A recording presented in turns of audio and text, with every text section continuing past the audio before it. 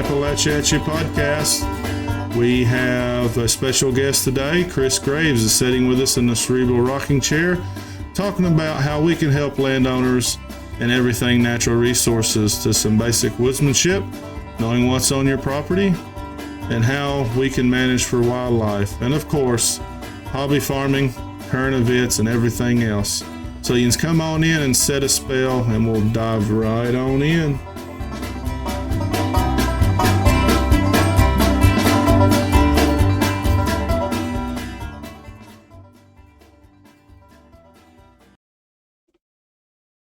Happy spring, everybody.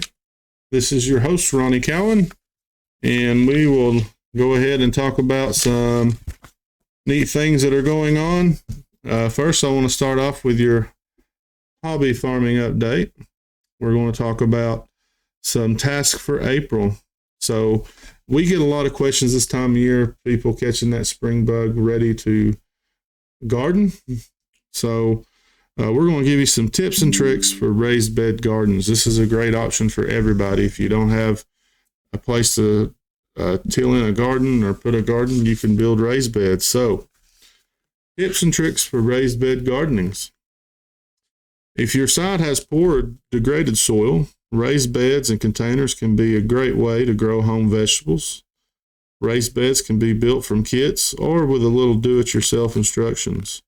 Wood, metal, materials, concrete blocks, even rocks can all be used. A common bed width is 4 feet if accessed from both sides, and 2 to 3 feet if accessed from one side. Beds are generally constructed 6 to 12 inches in height, but can be deeper. Shallow-rooted crops such as lettuce, spinach, kale, and other leafy crops may be produced in beds that are only 4 to 6 inches in depth. Taller and deeper rooted crops, such as tomatoes and peppers, require deeper beds. A smaller volume will retain lower amounts of water and nutrients, since raised beds drain more rapidly than nearby level soil. Deeper beds can decrease water frequency. You can purchase raised beds mixes if your soil is not ideal. These mixes should be arranged of particle sizes to support drainage and be free from weeds and pathogens. Remember, they need to be watered and fertilized more frequently than in-ground gardens. And one thing that I've noticed helping folks with raised beds is if you tend to let those dry out, if you have a lot of organic matter and that perlite, if you let it dry out too completely, it's actually will shed water. A great thing to do with kids is if you have that situation, you can pour water on it, take your finger, scrape off some of the topsoil, it'll be bone dry underneath. So definitely don't let it get too dry out. Great crops for raised beds and small spaces. Your spring crops are lettuces, radishes, beets, and Swiss chard. Summer crops, bush beans, peppers, tomatoes, summer squash, and trellised cucumbers. You can grow cabbage, kale, spinach, and carrots in the fall. And your strawberries, compact blueberries, and raspberries do a great job in your raised beds. So right now is a great time to be thinking ahead. We're not quite out of that freeze warning.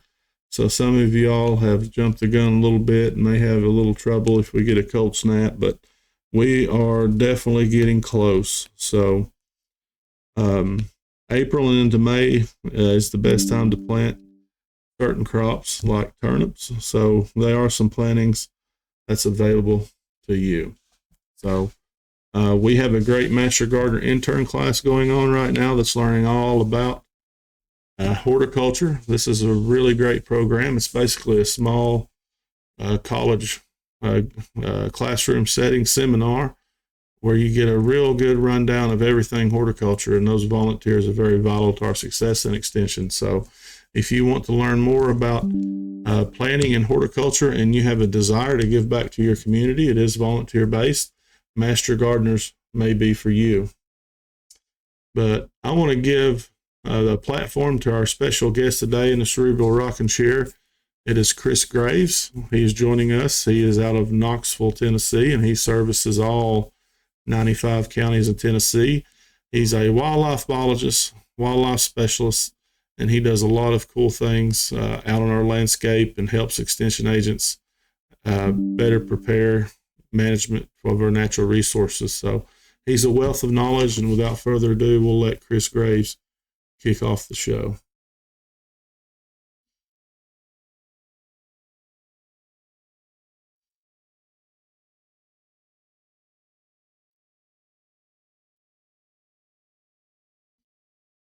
Okay, we have a special guest today.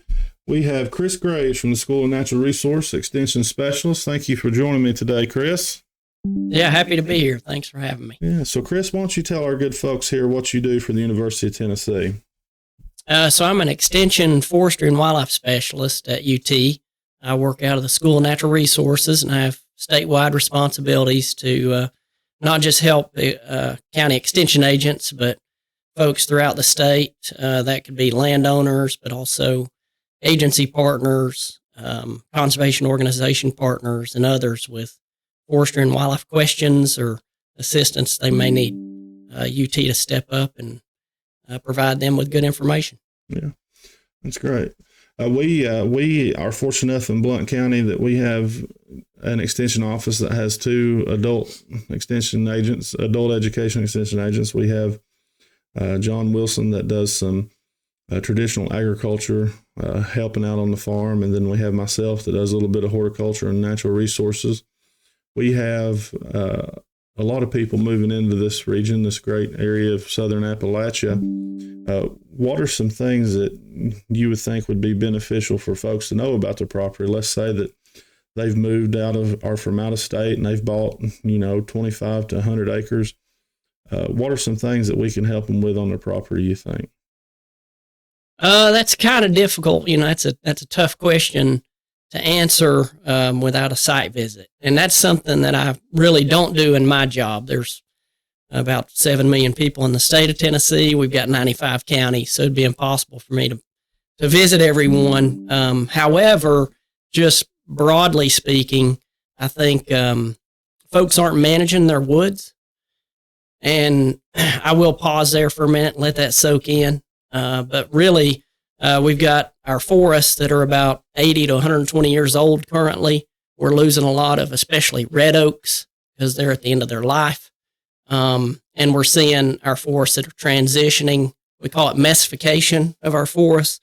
So they're transitioning to other species that are coming on, such as red maple, poplar, beech, and other species that may be less desirable. So oaks are phenomenally biodiverse, and I think our oak hickory forests, we need to maintain those throughout time, but that requires management.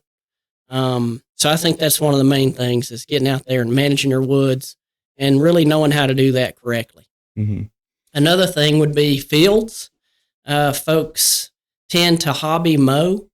So as people are moving into the area, it would be nice if they didn't go to the local co-op and I love co-op. That's where we, we have an account there, but I'm not saying anything bad about that, but it would be good if folks didn't spend $18,000 on a zero turn and mow. If they own 11 acres, they're not mowing and weed eating every square inch of that. So that manicured landscape is almost sterile when you think about benefits to wildlife populations. So, if we can cut back on that, that would be good. And actually, we can do a lot of restoration of our fields without planting anything. So we've done a lot of research at UT where we can convert a lot of these fields that are no longer in pasture or hay production and convert those to native vegetation, primarily, prairie-like species that are trapped in the seed bank and suppressed under a carpet of fescue and other species. Yeah. You mentioned site visits. A good thing is, we have a county extension office in every county here in Tennessee, and that if you need a site visit, you always start with your county extension agent there. They're dedicated to serve the citizens of that county. So if you have a property or have any issues, you can start with your county extension office, and they can come out and maybe to your property and help you go through some of your objectives, or having clear objectives of what you want to do with your property is probably first and foremost. Wouldn't you agree? That'll help us narrow some management down. I would say so, because there's all different wildlife species that are probably on your property. And as an extension agent in Blount County, I get the big common three are wild turkey, white-tailed deer, and bobwhite quail. Everybody that I run into as far as property, that's the big three as far as game species goes. And I'm sure there's certain ways that you have to manage that for those particular species. The good thing is when you manage for some of those species, you're probably incorporating a lot of other ones. Is that right, Chris? Yeah, absolutely. Learning what a landowner's objectives are, that's the starting point for any good forester or wildlife biologist that may visit. I would want to add to that typically when we think about management, and especially forestry and wildlife management, we're oftentimes restoring whole ecosystems. So I want to kind of put a plug in there that exactly what you said, and I want to kind of drive that message home that if folks are looking at it from a big picture standpoint, oftentimes we're restoring whole plant communities, and as a result, we're going to end up with a lot of benefits to a wide variety of wildlife species. So if folks are interested in songbirds, if they're interested in even lizards, salamanders, some of those things that are creeping and crawling around, or butterflies and moths, the management that we generally emphasize will benefit a whole host of species. Mm-hmm. Yeah, and there's different steps for everybody. We have folks that just want to listen to those pretty songbirds sings. We have people that want to recreate on their property, and there's something for everybody as far as land management goes. And you had talked about manicured lawns, and it's probably a pretty big deal if you have non-native invasive vegetation on your landscape, right? It is. Non-native invasive species, man, it's almost the bane of my existence.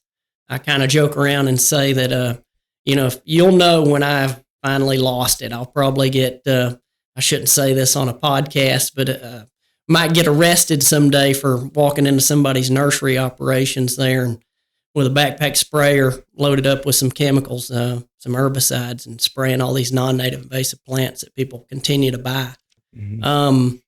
So unfortunately, non-native invasive species, they're very common across the landscape. Some are really bad, and oftentimes it takes quite a bit of work to control non-native invasive species, kind of get those controlled on a piece of property, but then it requires annual monitoring and then treatment, follow-up treatments, because they're probably never going to go away. Yeah, that's the thing that I run into working with clients on forestry issues or wildlife issues, land management in general, and it's easy to forget, but really you just can't do something and walk away from it. I don't know anything that's worth having where you can do one practice and it's fixed, it's cured. If we make a recommendation, it's usually for the long haul.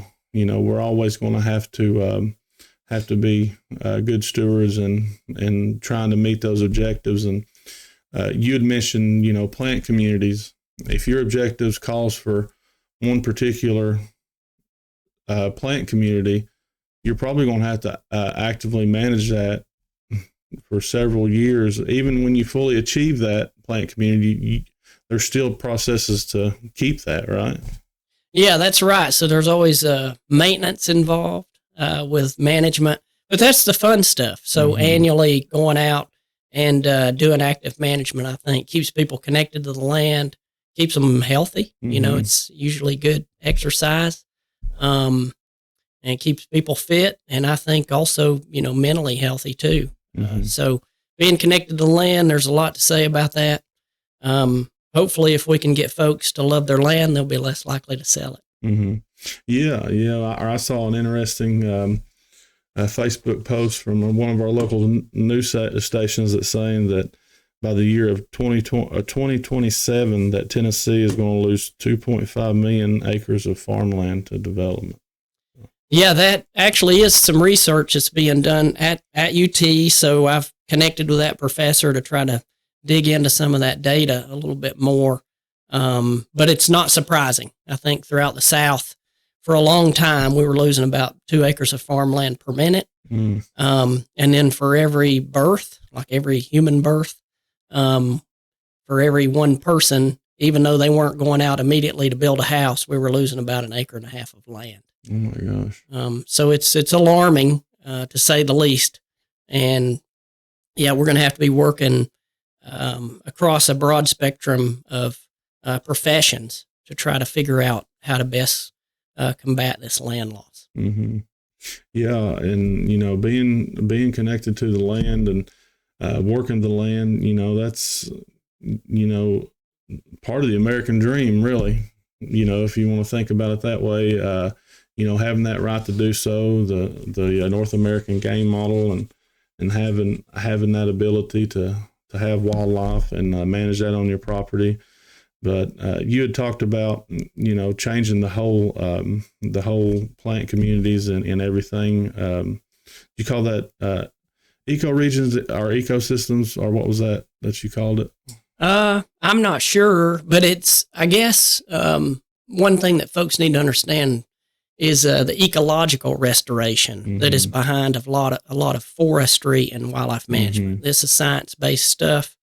It's good stuff. It's not, that we're, when you hear the word forestry, it doesn't mean, oh, well, Chris is all about cutting timber. We follow sound silvicultural practices when we prescribe management. So this science-based management through forestry and wildlife management is largely, oftentimes results in ecosystem restoration, and it helps species that are in desperate need of management. Mm-hmm. Yeah.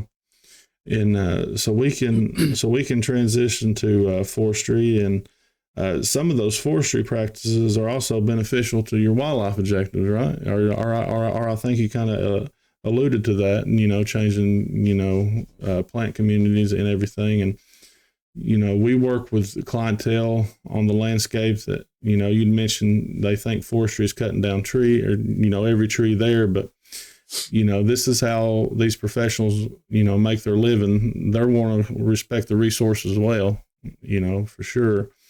But, the problem that I run into helping folks of this county and in my career is, just land size. If you own 25 or less acres, sometimes it's a little bit difficult to have timber harvest as far as getting somebody to come out and cut it, I'd imagine, right? Yeah, that can definitely be the case. It does sometimes require, a significant amount of acreage to entice a logger to come out to conduct a timber harvest. Now, it depends on the type of timber that's there. Yeah. But yeah, sometimes it requires, more than 10 or 15 acres of woods. Yeah, and there's two terms that we were taught in school, and we certainly see it helping our folks in the county, is timber stand improvement and forest stand improvement. Even if your objective is not to sell timber as a landowner, but if you like to recreate on your property, if you're wanting to see more of a particular wildlife species, sometimes you can have motivation to do a timber harvest and get some supplemental income. Or have you ever seen that work out for landowners? If they, have some kind of objectives for wildlife, they could do a timber, or forest stand cuts and maybe get some income off of that. Oh yeah, absolutely. So I've seen it where folks maybe need a little money to pay for one of their children to go to college. That sort of thing happens actually quite frequently. So it helps them. It helps the local economy, but also the national economy there, and especially here in the state of Tennessee. I mean, we're talking about a very large industry, especially when you get west of Nashville. A lot of timber harvests take place in West Tennessee, more so than east. But I think the key is understanding, again, that big picture. So I would always recommend that a landowner, that they hire a forester, a registered forester. Now, we don't have a registration or certification program in the state of Tennessee, so it can be a little bit of a wild, wild west sort of thing. So I recommend that you do a good, thorough check. We can help with that through U2 Extension to line up a good consulting forester. But ultimately, if you have, a real professional there to help you meet your objectives, you're accomplishing a lot more than just making a little bit of money off of timber harvest. Again, you can get closer to that ecological restoration. You can bolster wildlife populations, especially those that you're interested in. And then also you can enhance your recreational opportunities. And folks are not always aware of that, especially if you have a good forester working with you and then a good logger that can implement some things as part of that logging contract that can benefit you and your family. Very good. And, I've helped folks find certified foresters when I was out in West Tennessee. We used to have a list, or Tennessee or forestry had a list of certified foresters that you could check out. And what I like to tell folks is, these people, the loggers and other forestry professionals, they're probably buying and selling timber every day. And you as a landowner, you may do it once or maybe twice in your lifetime, depending on what kind of timber and forest you have. So definitely have somebody that, is familiar with the trade to help you out. And so that can definitely be a good resource for you to contact your county extension office, and specialists like Chris can help those extension agents and support that work. But definitely want to know what value's out there, right? There used to be an older extension specialist I worked with that talked about selling something you don't know what in the world it's worth. We don't sell vehicles without knowing what there's worth, but I guarantee there's probably someone in Tennessee selling timber today, a landowner selling it without knowing what it's worth, right? Yeah, absolutely. And, it's kind of funny you're bringing this up. That is the reason my job exists. So my job was created, it was the late 1960s, and there was a politician that had a brother-in-law. I think he got scalped a little bit on a timber sale, and that politician decided that would never happen again. So they put this position at the University of Tennessee on the ag campus, and that was the sole reason, was going back to exactly what you're describing. That's great. I didn't realize that was that's a great reason, that resonated with me, because we don't sell anything. We don't sell houses. We don't sell cars without knowing a value. And, you may have someone come up on your front porch and say, hey, I'll give you X amount of money for your timber. And you're not realizing, what that timber's worth, but there's a lot of handshake agreements. That's how it starts out, Yeah. And that, it can work out good for the landowner and the logger, but to have that sort of mediator, that professional forester, I think that's the ticket, because we don't want folks to, to get taken advantage of in situations like that. So yeah. And there's a lot that goes into that, some landowners may not realize, coming up with a plan, getting an idea of what your timber's worth, and making sure that you do best management practices, because you could have a real negative impact on your landscape if you've done incorrectly. And you want to make sure that, you leave some future investments. That's a good way to call it. Leaving some trees that, for wildlife purposes or for future growth. You don't want to just cut everything down and be left with, I hate to say junk, but less favorable trees. And we see that, quite a bit. In my career, I've made landowner visits that, someone else comes in and buy the property and they want to manage it solely for hunting. They have an interest in whitetail deer or wild turkey or even just gray squirrels. And you go out there and it's nothing but a bunch of just scrubbly chestnut oaks and a lot of red maple undergrowth, Yeah, and that's where folks, a lot of times they don't understand that they really don't understand what high grading means, and that's and a lot of people are familiar with it. But high grading is a terrible practice. But it goes on. It goes on. It's a very common thing that happens, where it's easier for loggers to go in and get the real expensive timber, the really nice stuff, the big stuff, to go ahead and cut that out. And then some will say they're doing them a favor. They're going to leave those other trees so that you still have a forest. Mm-hmm. But those other trees, really, it would have been better off to just do a clear cut in that case. And some folks that are maybe listening to this now, they're going, well, I'm going to turn off this podcast. He's talking about clear cutting now. Because that's a bad word in Southern Appalachia, in addition to the Pacific Northwest. And that kind of harkens back to the 1970s and through about the mid 80s. So it left a bad taste in people's mouths. But clear cutting done correctly is a very good silvicultural method. Trees are a renewable resource. So we're just starting it all over again and creating, believe it or not, we have a word for it. It's called young forest. So there's a young forest initiative.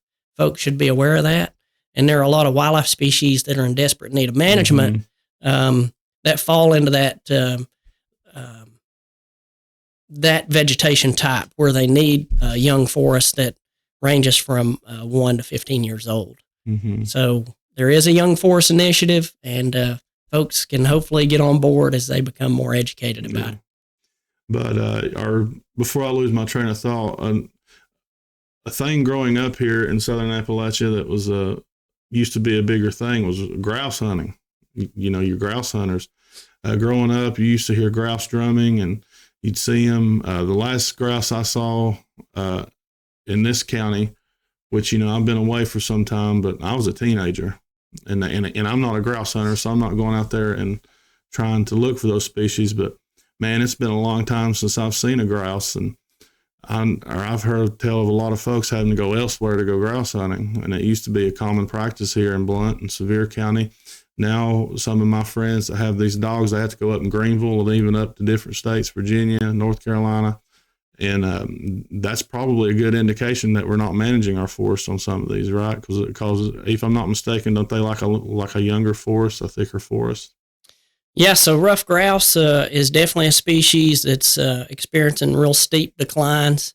I'm actually a grouse hunter, so now you're speaking to my heart a little bit. And I'm one of those guys then that, my wife laughs at me. She thinks that I'm just out there hiking with a shotgun and a dog because a lot of times I don't come home, with a rough grouse. And I do travel, especially to Western North Carolina mostly, but I've been to Wisconsin and some other states to hunt. And it's terrible because back when I was in college, it was about the mid-'90s. Tennessee had a phenomenal football team, as y'all recall. But we were flushing typically in East Tennessee on National Forest and some other areas, including spots on the Cumberland Plateau. A good day we would flush about, a grouse per hour. That was kind of the average. Now I've hunted a lot of places in what I would consider optimum habitat conditions with what you're talking about, young forest, high stem density, and I've hunted, 5-6 hours and not even flushed a grouse.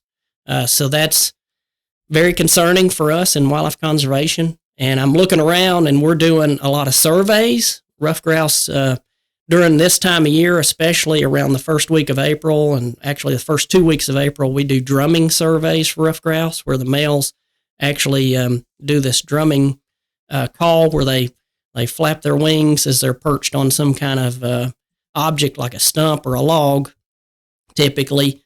And what we're finding is very, very few grouse from the Cumberland Plateau and all the way into northeast Tennessee. And I believe now, as a wildlife biologist working in the state, we have more individual black bears than we have rough grouse, which if you had told somebody that in 1970 that was going to be the case, they would have thought, you were lying to them. Did we lose it?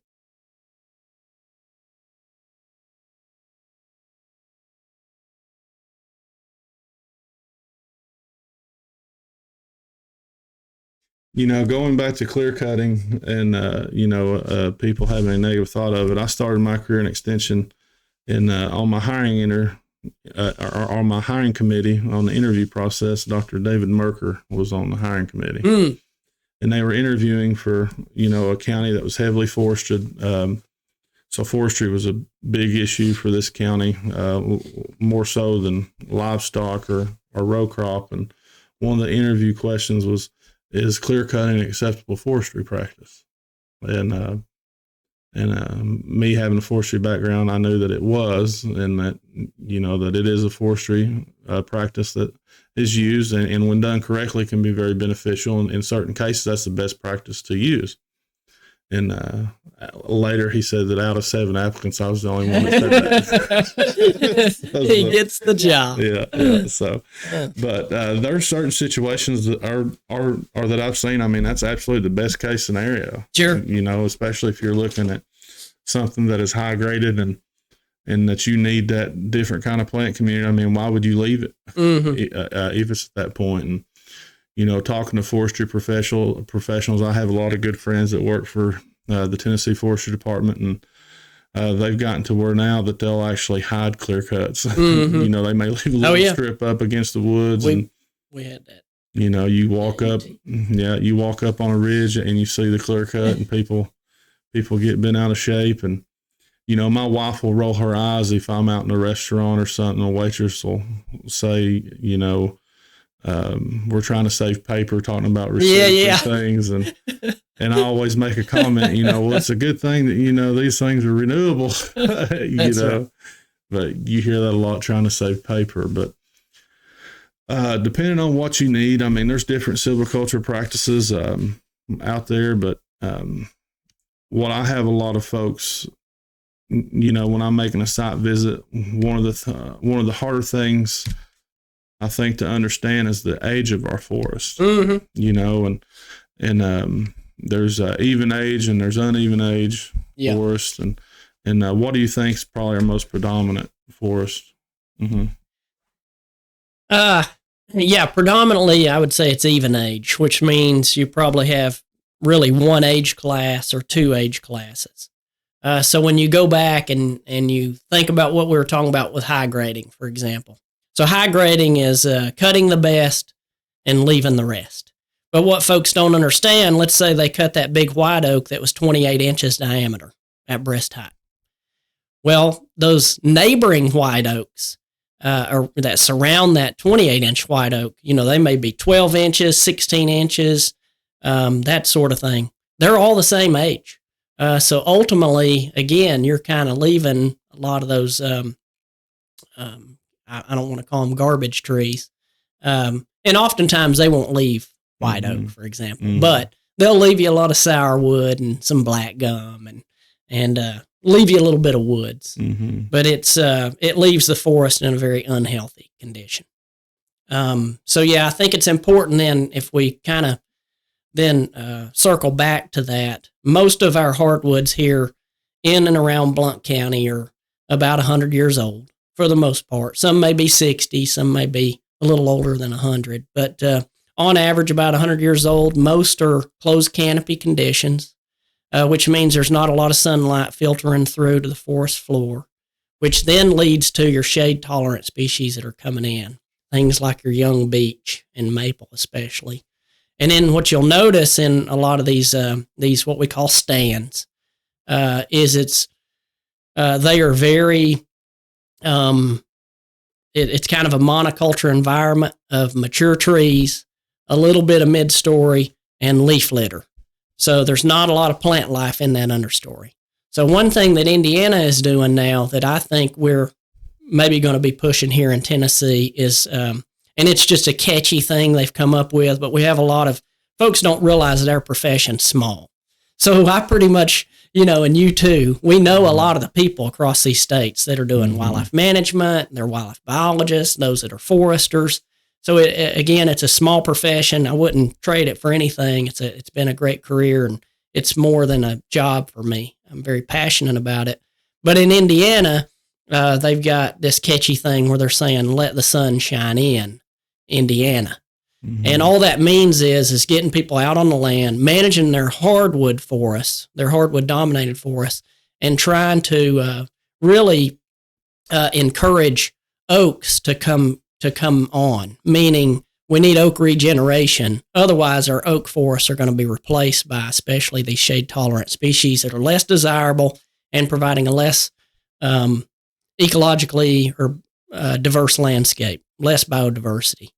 So how do we propagate our oak and hickory forests throughout time? It's letting that sunshine in, meaning we need to have a little bit of enough canopy gaps or open canopy structure so that at least 15% sunlight is coming through, ultimately more like 25 to 30%, because in that case, then those oaks that are coming in as seedlings, they don't fizzle out after a year or two due to the dense shade. Mm-hmm. Those oaks then will continue on into, those sapling stages, pole stages, and then replace those others that may be falling out because they're at the end of their life. Yeah. And I always like to use an example. You have shade-loving trees, you have shade intolerance, but then you have these oaks that are kind of fussy. They like to be in the middle somewhere, don't they? Yeah, so we call that intermediate shade tolerance. Mm-hmm. So you have shade-intolerant species like poplar, for example, Virginia pine. A lot of those are pioneer species that'll take over old fields that eventually become woods. And then your shade-tolerant species I mentioned. But yeah, oaks, we call it Goldilocks. They like it just right. That's so right. Getting just enough sunlight is important. And I think it's important maybe for your listeners to know that this is something they can do without a logger. Mm-hmm. So I'd be happy to help somebody with that. I know that you would as well. Mm-hmm. But it doesn't even require a chainsaw. So I know that people can go out there with drills, with large drill bits. Mm-hmm. They can go out with hatchets or machetes and do what we call a mid-story removal. But with that mid-story removal, where you're taking out those undesirable species we mentioned, you're also spraying, using a spray bottle that has a mixture of herbicides that will then allow you to what we call hack and squirt or girdle and spray.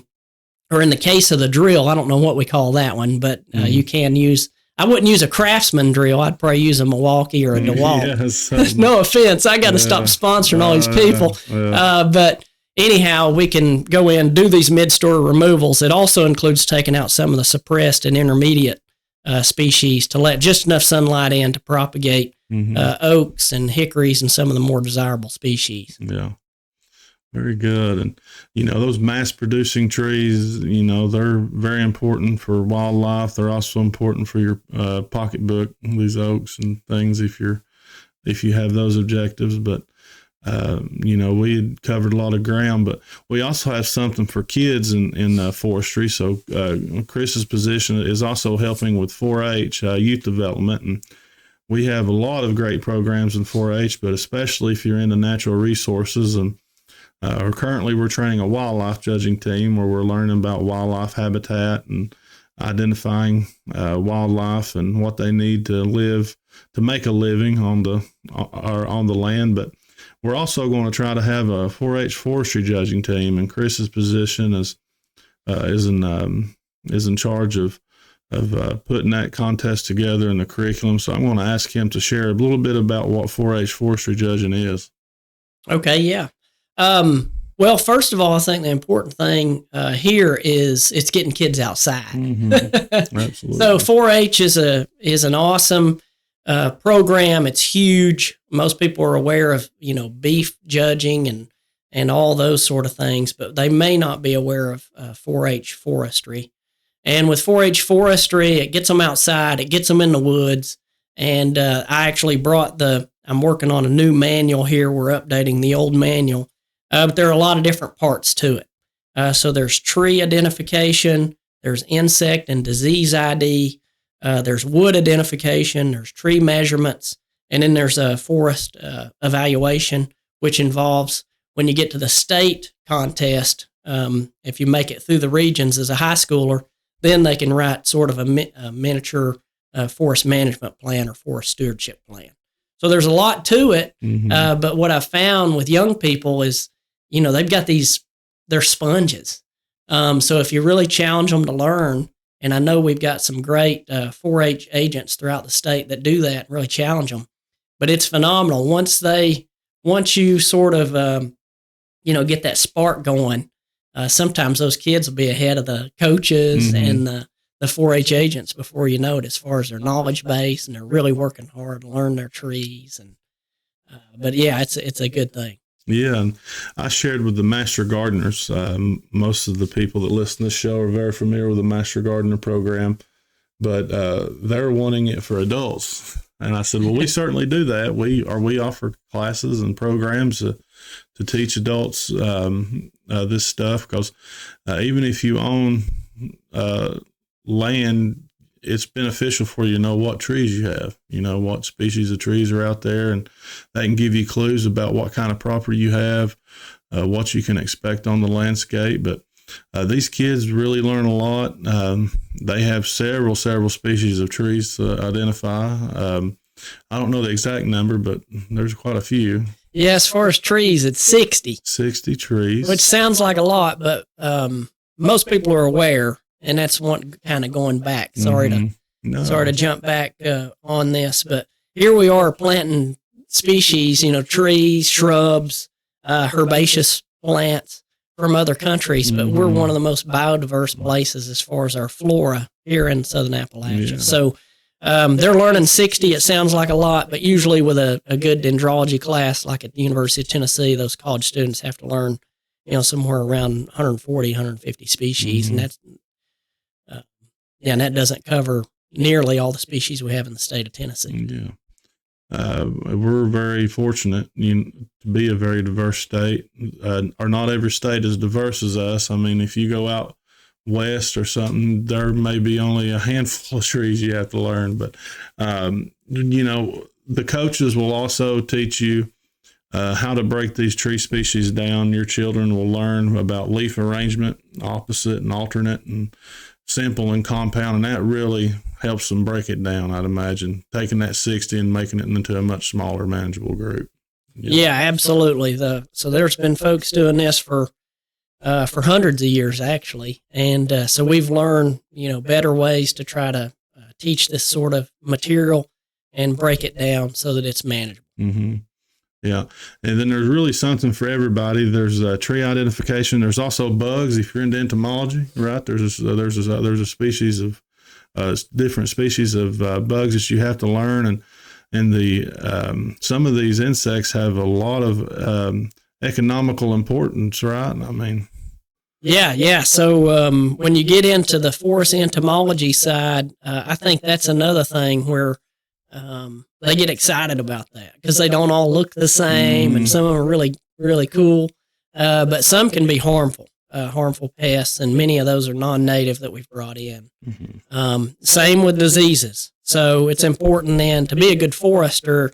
You do need to be able to recognize, signs of damage that may be related to some of these insects and diseases. So some are native and some are non-native, but I think it adds to it makes it a lot more comprehensive for these kids to recognize, hey, there's a lot more to it than just tree ID and tree measurements.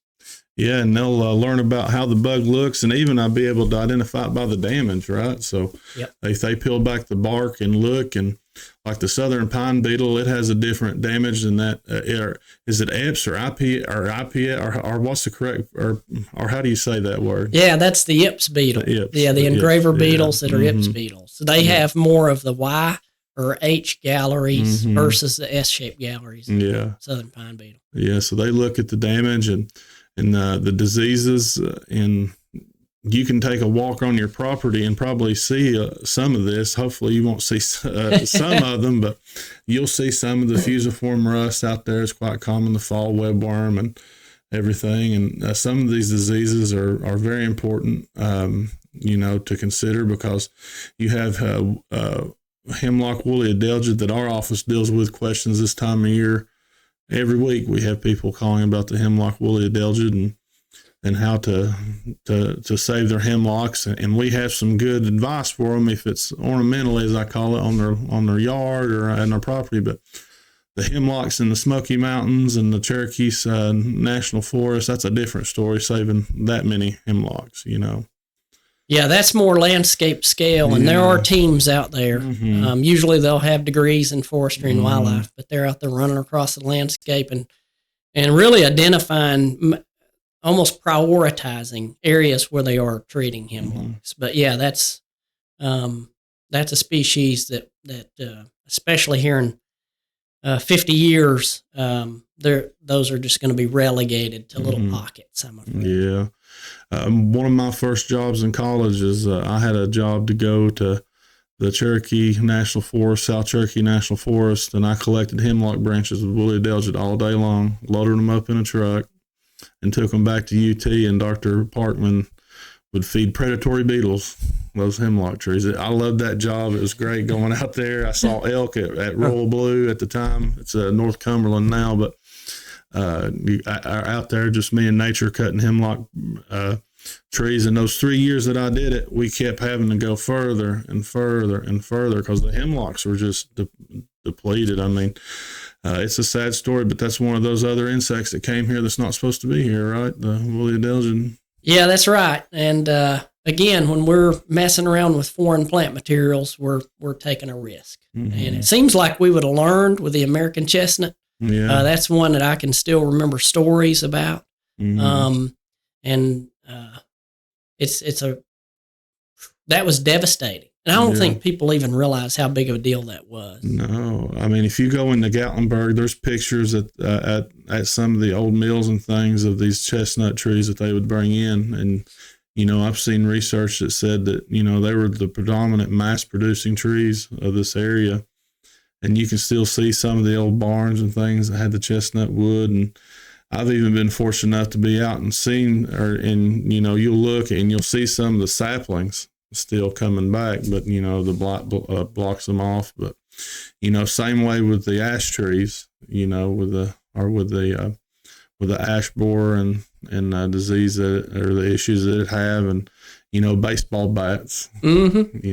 Ash baseball bats was very popular and it's cutting into our culture. Yeah, very, very much so. So we like to say that we put the culture in agriculture. I got to make that plug here. But, yeah, there you go. But it's a big deal, and for nothing else, I don't want to have to tell my daughter about ash trees. Yep. And just to think the implications of that, and we can make baseball bats out of certain maple and things, but having that species gone, and you drive to Klingman's Dome, it's the same deal with the fir trees that you see, and so messing with foreign plant materials, bringing these plants in that don't belong here, but anyways, not to get on another tangent, but you can learn all about those insects and those diseases through forestry judging. And one of the things that I struggle on, luckily, Chris and some of the people that have worked on this program in the past are making it easier to learn, is the math part. If you like math, or you hope your children love math, if they like natural resources, it's a great tie-in, but they have to do a little math in this contest, don't they? Yeah, a little bit. It's mostly arithmetic. So it's if it was too advanced, I probably wouldn't be able to to put my name on this contest. But yeah, it's pretty simple math.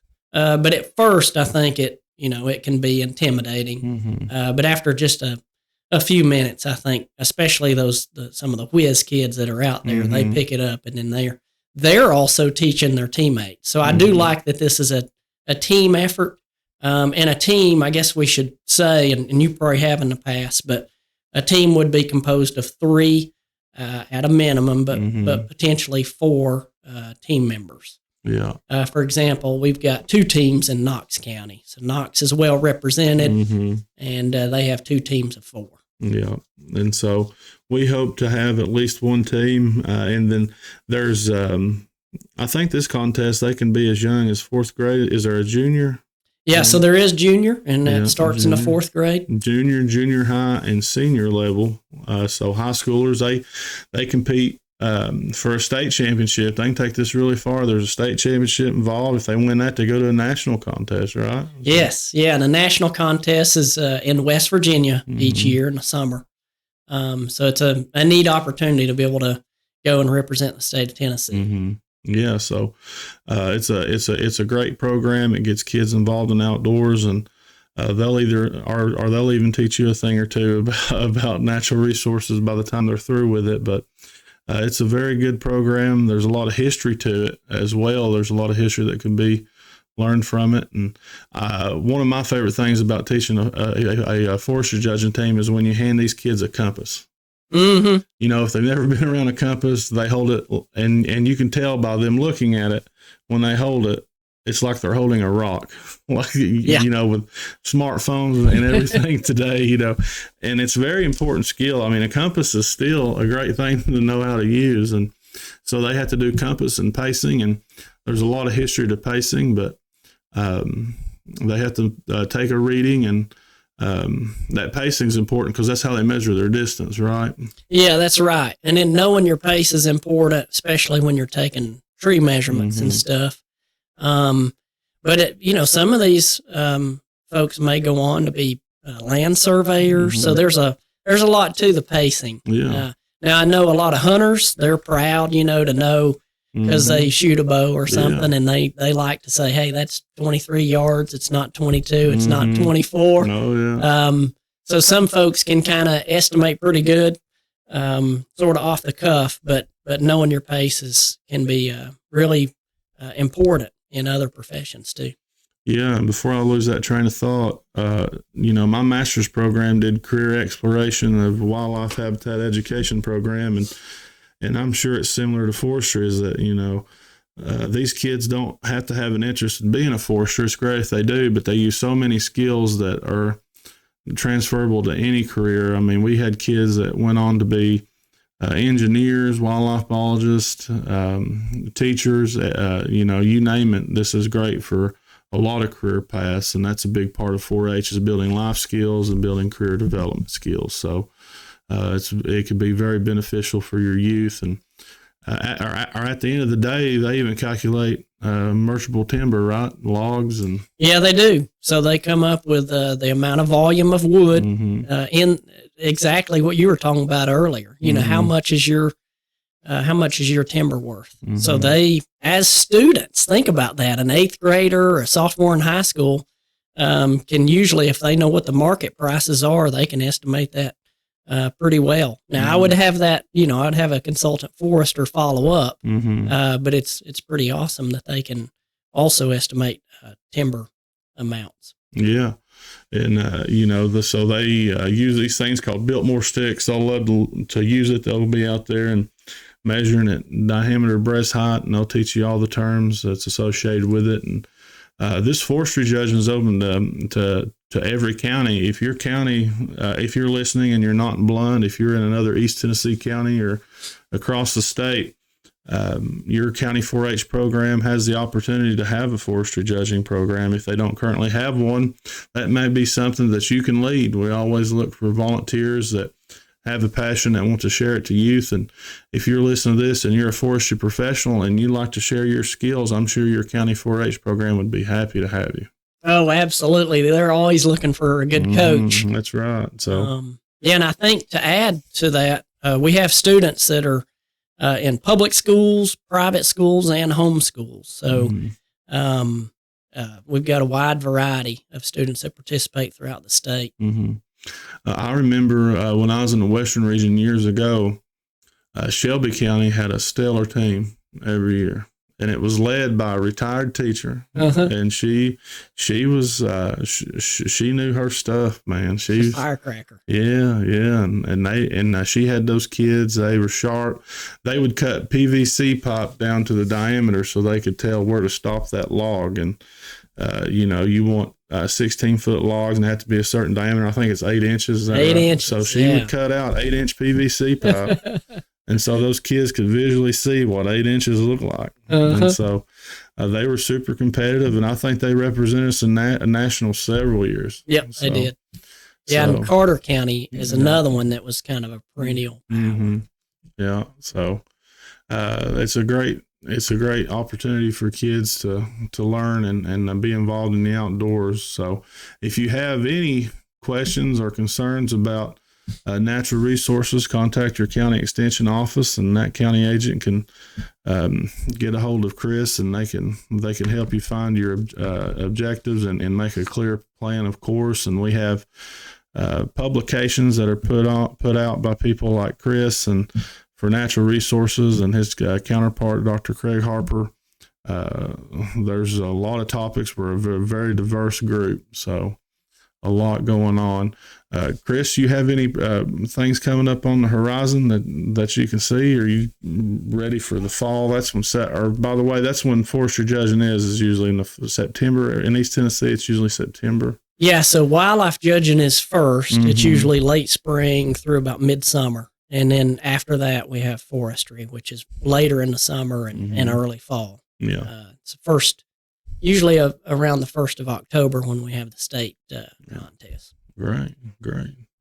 But Chris, if you have anything that's coming up or anything you can share with us, or we'll keep you in the loop, and we'll help you promote it. Yeah, well, thank you. Yeah. I appreciate it. We'll thank Chris for coming out, and stay tuned for more coming up. And if you're in Blount County, look for sign-ups to start probably in June for forestry judging. So we'll be right back, and we'll go into the hobby garden section of the program.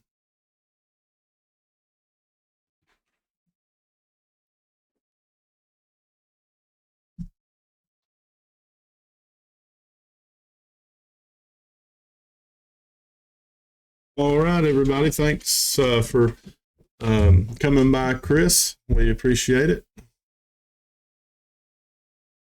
And hopefully you will take some of the advice. It's good to know what's going on your property. Tree ID can help us with a lot of different subjects and things. So, and if you have children that wish to participate in these great contests like forestry judging, it's a wealth of knowledge. Make sure you contact your local 4-H office and your county extension office there. It'll be an Eastern region. The contest is in September, and Blount County plans on participating. We'll also have a meat judging team. And between shows here, I was working on promoting our grilling camp that will be the first week of June. So a lot of exciting things coming this summer. All right, back to a little bit of gardening. You see that the plant of the month is the Thailand giant elephant ear. It'll get your neighbors talking and gawking. So with leaves as nearly as big as a kiddie swimming pool by late summer, Thailand giant elephant ear will stop traffic. From a 6-inch plant in May to 8 to 10 feet tall by September. It grows just that fast. With leaves that can get to 5 feet long and 4 to 5 feet wide to boot, it even blooms. In late summer, it produces white flowers, reminiscent of peace lilies, toward the center of the plant. So a pretty impressive plant. That is your UT Gardens plant of the month. Some of these tropicals stick out a whole lot and can give some boosted attention to your landscape. With that intro, we'll be talking about current events.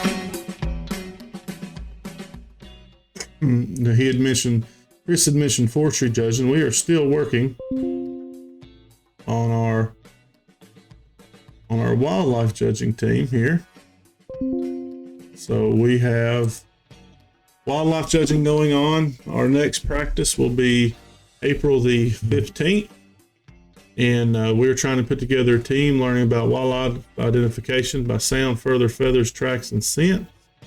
Working with wildlife professionals. Competition will be on May the 10th here in the Eastern region. So if you have children, there's still time to participate to learn about the great outdoors and wildlife education. So very important to get those youth active. So check us out. Give me a call if you're in Blount County, if you wish to participate in this awesome event at rcowan2@utk.edu, or give us a call, 865-982-6430. If you're listening to us outside of Blount County, contact your local 4-H office. I'm sure they can get you involved. So a lot of fun. It's a great contest learning about all of the wildlife and their habitat. So it's going to be a great time. There'll be a biologist for a day, study about habitat and everything else. So another event that I want to show you all happens tomorrow. So if you're listening to this, come out in the morning and check us out. We are having a community baby shower here. So there'll be giveaways, and it'll be April the 12th, 10 a.m. to 1 p.m. at the First Baptist Church in Maryville. New and expectant mothers and families are invited to join for a free morning of education and some giveaways. It's put on by our fine folks in our Family Consumer Science Department. So check us out. If you know of a mother or expecting mother, come check us out and get some goodies to help out our expectant mothers. So that is it for today's show. Thank you for joining me here in April's edition of Appalachia at Ya. And next time you'll see us will be already in May. So wow, it just flies by when you're having fun. So check us out next month. We'll have exciting new guests and talk a little bit about more hobby farming. Until then, y'all be good now.